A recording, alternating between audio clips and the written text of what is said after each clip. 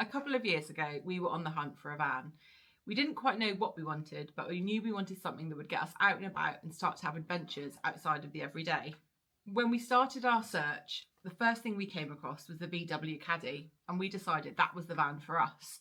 We went out and saw a couple and landed on our little short wheelbase Caddy that we've now had for the last 2 years.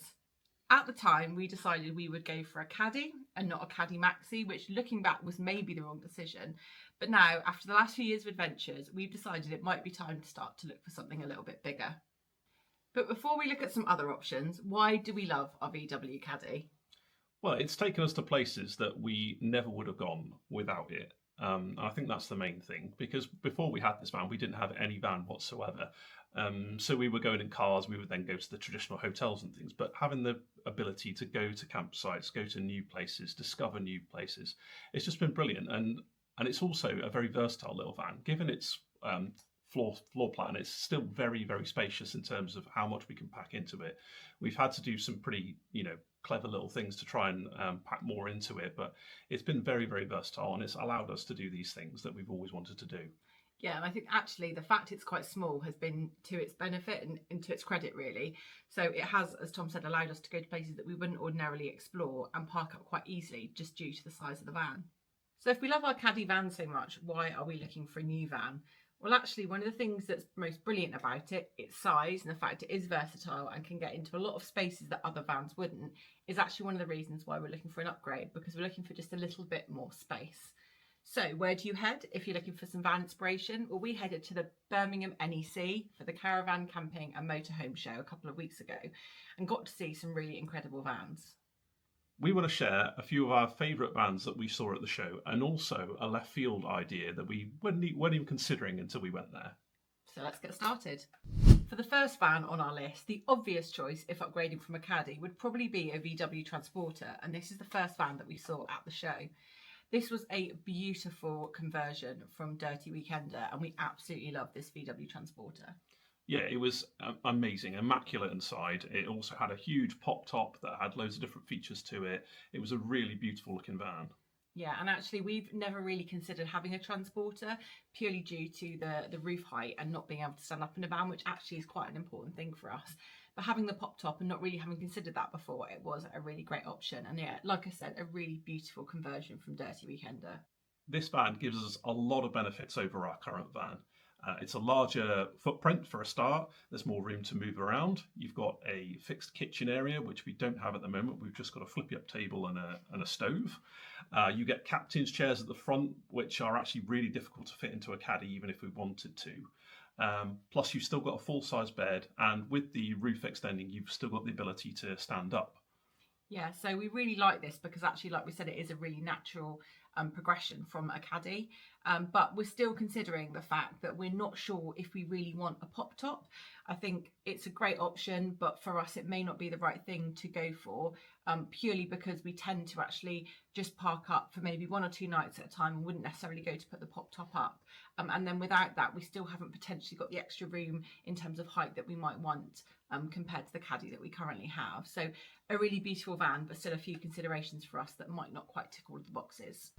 The next van that we saw was another Dirty Weekender conversion, and this van was absolutely beautiful. All of the technical bits aside, the aesthetics of this van were completely on point in terms of what we're looking for, and it was a really beautiful conversion. Yeah, it was an MAN long wheelbase, which is a vast difference to our Caddy at the moment, but it had so many surfaces, so much space. A really nice seating area. We've got a worktop area, which we could only dream of in our van, and also a fixed bed and no pop top. So this was sort of a blend of the things that we didn't have in the Transporter we found in this van potentially. Yeah, it also had a really lovely awning fitted, so there was really lovely outdoor space as well. And it was just a really beautiful example of what you can do with a long wheelbase. Now, a few things to consider. It didn't have a toilet or shower area within the footprint, but it was beautiful and definitely something on our list in terms of what we're looking for. The next van that caught our eye was incredible. Yeah, it was the Roberta Schumacher extra long wheelbase, and it was stunning. Yeah, if we thought the other van had lots of features crammed into it, this had countless more. It really was an incredible van. Yeah, it had all the sort of gizmos going on. It had a control panel, which I've never seen before. I was just completely blown away by. Yeah, it was like a spaceship's control panel. Yeah, and it was beautiful, and I could see why people would love them. It's sort of next level, everything was in there. But I suppose the consideration we're thinking is, going from a short wheelbase to an extra long wheelbase, are we going from one extreme to the other? Would that be practical with the things that we do on the UK roads? Yeah, exactly. It maybe just was a little step too far for us in terms of length, but a really beautiful van. And with all of those features, it's definitely something to consider if you're looking for a really top-end van with loads of functionality, but also loads of comfort. The next couple of vans that we looked at were more of a motorhome style. Yeah, this was two from Wild Axe that we saw, both long wheelbase.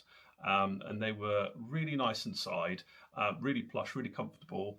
It had more of a vibe of a Caravan inside rather than the standard sort of van that we would normally see, which was a bit different than what we would normally look at. So this is the reason we went to the show, really, to see things like this that we never would have thought of, and to go inside these vans and really see what they're like. Yeah, we never would have considered going into one of these before, but It was incredibly comfortable.